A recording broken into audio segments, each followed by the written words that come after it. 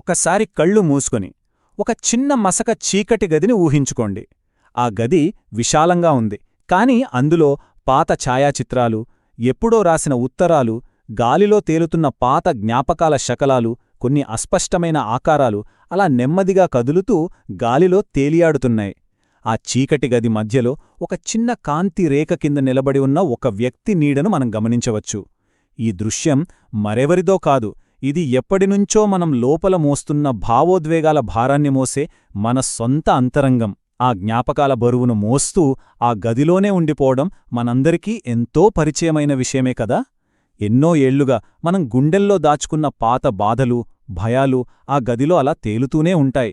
Doctor David are Hawkins రాసిన letting go the pathway of surrender అనే పుస్తకం ఆధారంగా రూపొందించిన ఈ విశ్లేషణలో మనం ఈరోజు ఒక అద్భుతమైన ప్రయాణం చేయబోతున్నాం. మనల్ని లోపలి నుండి బంధించే ఆ భావోద్వేగాల చీకటి గది నుండి బయటపడి వెలుతురువైపు ఎలా నడవాలో, మనల్ని మనం ఎలా స్వేచ్ఛగా మార్చుకోవాలో ఈ మూలగ్రంథం ద్వారా తెలుసుకుందాం. డాక్టర్ డేవిడ్ ఆర్ హాకిన్స్ చెప్పిన ఒక అద్భుతమైన మాట నన్ను చాలా ఆలోచింపజేసింది. ఏ భావనైతే మనం పట్టుకొని వదలలేకపోతున్నామో అదే మనల్ని కూడా గట్టిగా పట్టుకుంటుంది అని. ఇందులో ఎంత లోతైన అర్థం ఉందో ఒకసారి ఆలోచించండి. 10 ఏళ్ల క్రితం జరిగిన ఒక అవమానాన్ని లేదా ఎవరిమీదో ఉన్న పాత కోపాన్ని మనం ఇంకా మనసులో మోస్తూనే ఉన్నామని అనుకుందాం. దాన్ని తలుచుకున్న ప్రతిసారి ఏమవుతుంది? మన గుండె వేగం పెరుగుతుంది, టెన్షన్ వచ్చేస్తుంది, మనశ్శాంతి గాల్లో కలిసిపోతుంది కదా. మనం ఆ పాత కక్షను పట్టుకున్నామని అనుకుంటాం, కాని వాస్తవానికి ఆ భావమే మన నాడీ వ్యవస్థను, మన ఆలోచనలను తన గుప్పిట్లో బంధించి ఉంచుతుంది. భయం, కోపం లేదా బాధ లాంటి నెగటివ్ ఎమోషన్స్ను మనం వదిలేయకపోతే అవి మనల్ని ఎలా బంధిస్తాయో, మన ఎనర్జీని ప్రతిరోజు ఎలా లాగేస్తాయో సూత్రం చెప్తోంది. సింపుల్గా చెప్పాలంటే పాత గాయాలను పట్టుకొని వేలాడటమంటే మనల్ని మనం ఒక అదృశ్యమైన జైల్లో బంధించుకోవడమే. సరే, అసలు ఈ భావోద్వేగాల భారం ఎలా పెరుగుతుందో, వాటికి మనం ఎలా రియాక్ట్ అవుతామో ఇప్పుడు చూద్దాం. మనం సాధారణంగా నెగటివ్ ఫీలింగ్స్ వచ్చినప్పుడు ఏం చేస్తాం? 3 పనులు చేస్తాం, కాని ఆ 3 పనికిరాని పద్ధతులే. మొదటిది అణిచివేయడం. లోపల ఎంతో బాధ లేదా కోపమున్నప్పటికీ బయటకొక ఫేక్ స్మైల్ ఇస్తూ అంతా బాగానే ఉన్నట్లు యాక్ట్ చేస్తాం. దీనివల్ల ఆ ఫీలింగ్ లోపలే ఉండిపోయి మానసిక ఒత్తిడిగా మారుతుంది. రెండవది బయటపెట్టడం. అంటే కోపంతో ఇతరుల మీద అరవడం, విరుచుకుపడటం లాంటివి అన్నమాట. ఇలా చేయడం వల్ల అప్పటికప్పుడు కొంచెం రిలీఫ్ అనిపించినా రిలేషన్స్ పాడవుతాయి, పైగా ఆ కోపం మరింత స్ట్రాంగ్ అవుతుంది. మూడవది ఎస్కేప్ అవ్వడం. ఆ బాధను ఫేస్ చేయలేక గంటల తరబడి టీవీ చూడటం, జంక్ ఫుడ్ తినటం, విపరీతంగా పనిచేయడం లాంటివి చేస్తాం. కాని ఈ మూడింటి వల్ల ఆ ఫీలింగ్ తాత్కాలికంగా మరుగున పడుతుందే తప్ప పూర్తిగా సమసిపోదు. అందుకే ఇక్కడ మనకొక 4th వే అవసరం. అదే సరెండర్ లేదా పూర్తిగా వదిలేయడం. డాక్టర్ హాకిన్స్ సూచించిన ఈ మార్గం సమస్యను పైపైన కాకుండా వేరుతో సహా లాగేస్తుంది. అసలు లెటింగ్ గో అంటే ఏమిటి? చాలా సింపుల్ అండి.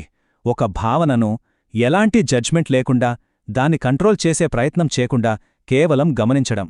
ఆకాశంలో మబ్బులు ఎలా వచ్చి వెళ్తూ ఉంటాయో మన ఎమోషన్స్ను కూడా అలాగే చూడాలి. ఒక అసౌకర్యమైన భావనను మన ఇంటికి వచ్చిన ఒక తాత్కాలిక అతిథిలాగా భావించాలి. మనలో భయమో కోపమో కలిగినప్పుడు నేనిలా ఎందుకు ఫీలవుతున్నాను, అరేరే ఇది తప్పు కదా అని మనల్ని మనం తిట్టుకోకూడదు.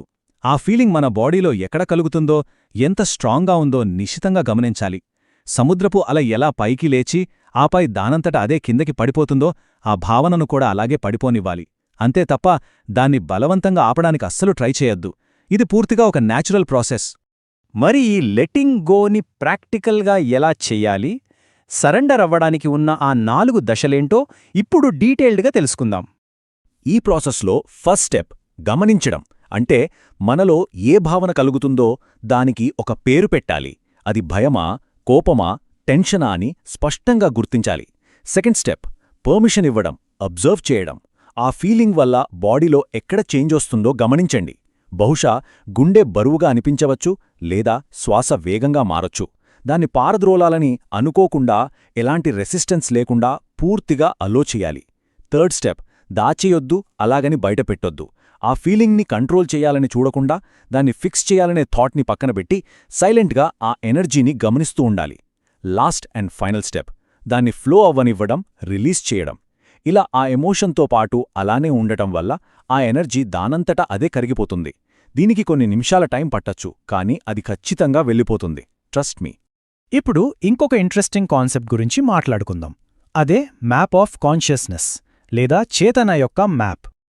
డాక్టర్ హాకిన్స్ రూపొందించిన ఈ మ్యాప్ నిజంగా ఒక గేమ్ చేంజర్. దీని అట్టడుగున సిగ్గు, గిల్ట్, ఉదాసీనత, భయం, కోపం లాంటివి ఉన్నాయి. మానవ భావోద్వేగాలు కేవలం మనసులోని ఆలోచనలు మాత్రమే కావని, వాటికి నిర్దిష్టమైన ఎనర్జీ ఫ్రీక్వెన్సీస్ ఉంటాయని హాకిన్స్ వివరిస్తున్నారు. ఈ కింది స్థాయి ఫీలింగ్స్ చాలా బరువైనవి.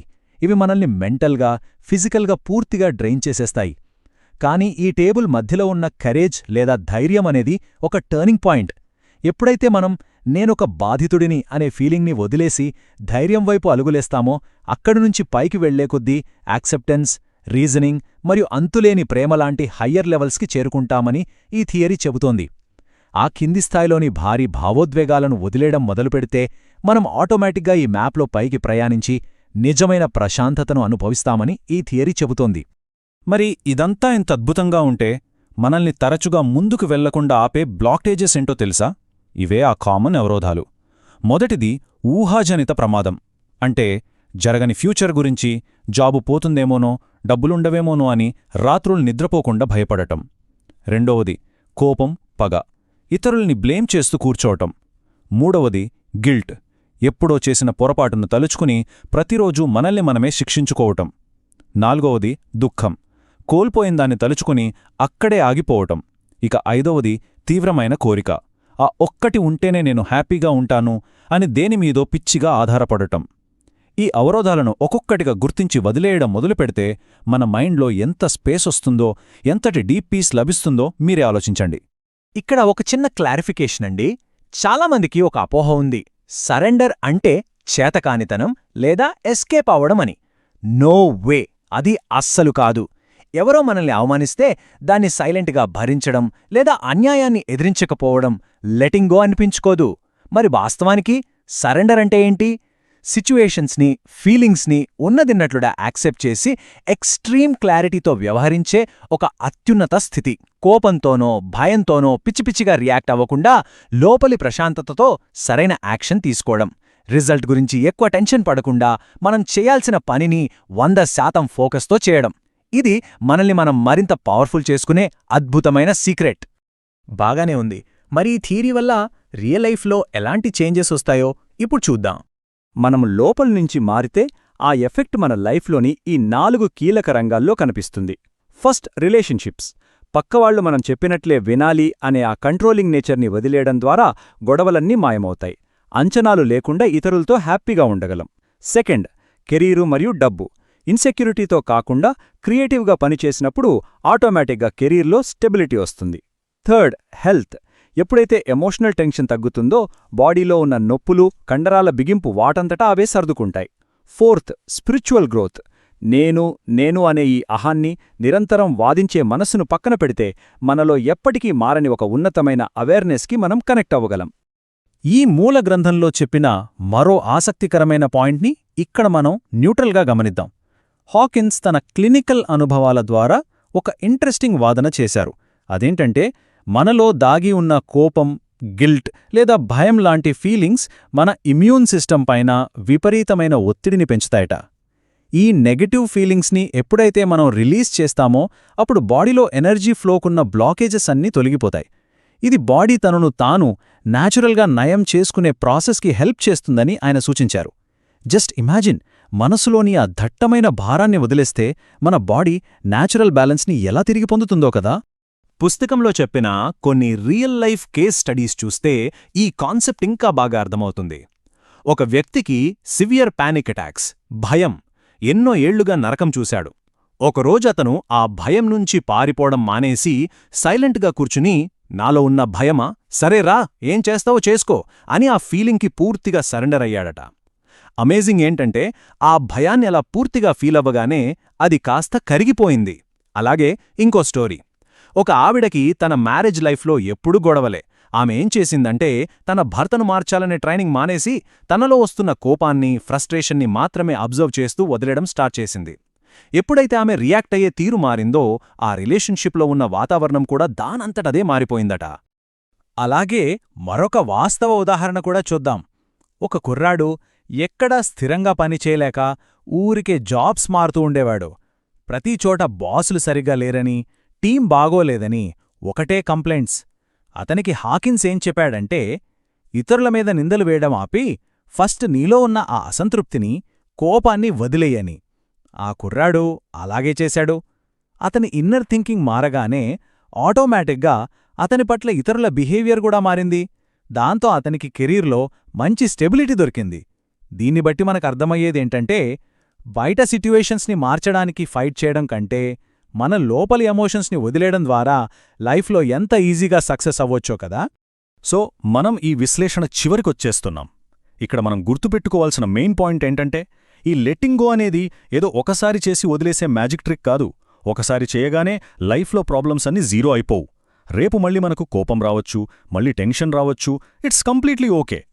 కాని వచ్చిన ప్రతిసారి దాన్ని మళ్ళీ మళ్ళీ వదిలేయాలి. ఇది ఒక డైలీ ప్రాక్టీస్.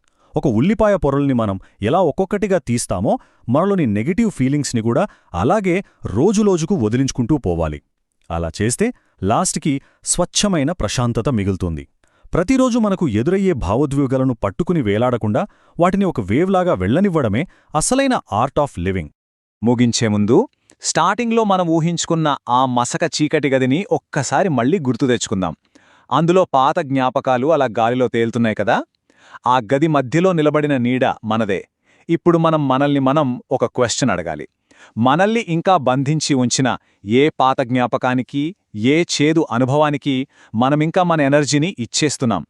ఆ గది తలుపులు తెరిచి బయట ఉన్న వెలుతుర్ని లోపలికి రానిచ్చే కీ మీ చేతుల్లోనే ఉంది. ఆ ఎమోషనల్ భారాన్ని పూర్తిగా వదిలించుకుని ఫ్రీగా బతికే ఆప్షన్ని ఈ క్షణంలోనే మనం చూస్ చేసుకోవచ్చు అన్న ఈ పవర్ఫుల్ థాట్తో ఈ విశ్లేషణను ముగిద్దాం. ఆ అదృశ్య భారాన్ని కింద పెట్టేసి అద్భుతమైన ప్రశాంతత వైపు అడుగులు వేద్దాం. మరో ఆసక్తికరమైన అంశంతో మళ్ళీ కలుద్దాం.